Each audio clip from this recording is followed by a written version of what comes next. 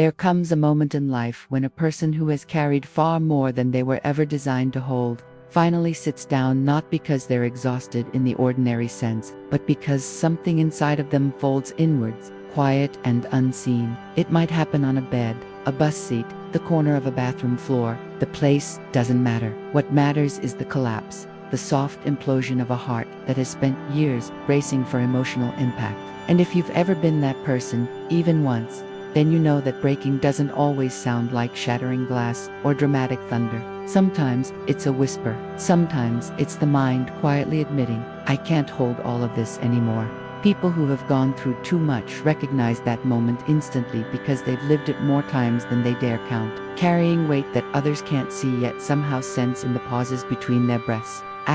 Over time, the world begins to notice the changes but never fully understands them. Someone asks, why are you so calm about things that should bother you? And you wish you could explain that it isn't calmness at all. It's not tranquility. It's the stillness that comes from emotional overextension. A numbness that forms when your nervous system has sprinted through too many storms without time to recover. It's a quiet form of self-preservation, not strength. A survival instinct, not serenity. Yet, from the outside, this survival mode looks like maturity. It appears as wisdom, composure, depth. People assume you've mastered adulthood. They applaud your patience. They admire your calm. But if they could see your internal world for even a moment, they would understand that this maturity wasn't cultivated, it was extracted. It didn't grow. It was forced into existence like a tree bending in the direction of relentless wind.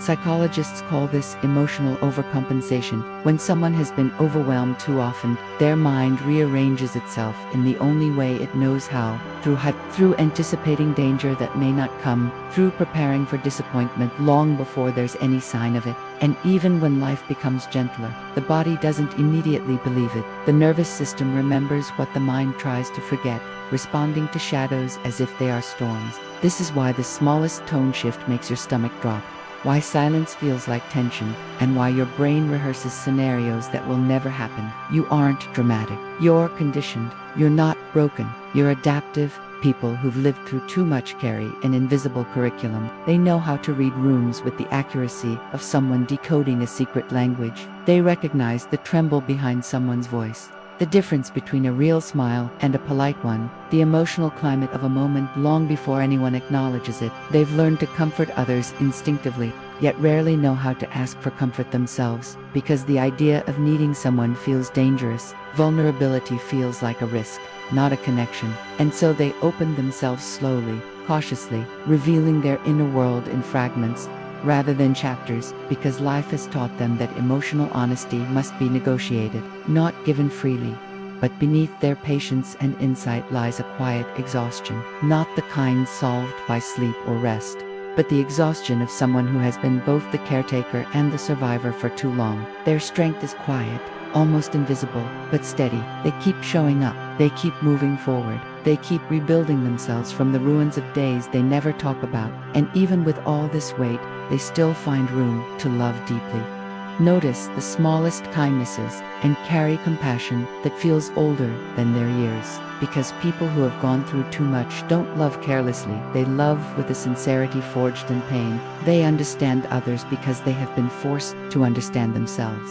If you are one of those people, then your psychology is not a flaw. It is a testament, a record of everything you endured and everything you transcended. You aren't fragile. You aren't weak.